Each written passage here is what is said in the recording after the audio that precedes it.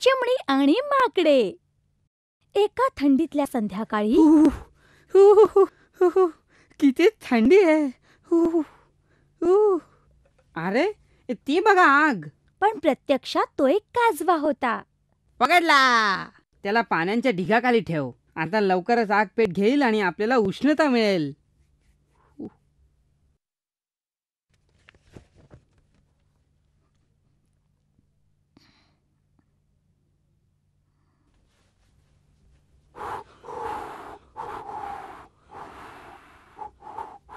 तुम्ही खूप मोठी चूक करताय भाऊ. तुम्ही एक काजवा पकडलाय. ते ठिणगी नाही आहे. तिच्याकडे लक्ष देऊ नका. जोरात फुंकर मारा म्हणजे लवकरच आग पेटेल. माझा ऐका भाऊ, तुम्ही तुमची शक्ती आणि वेळ वाया घालवताय. त्या काजव्याने आग पेटणार नाही. माझा ऐका. ए मूर्ख चिमणे, आम्हाला त्रास देऊ नको. आम्हाला शिकवतेस काय? त्यांनी चिमणीला पकडून एका झाडावर फेकून दिले. बिचारी चिमणी झाडाला आपटून मरून पडली. चला मित्रांनो, आपले काम सुरू ठेवा.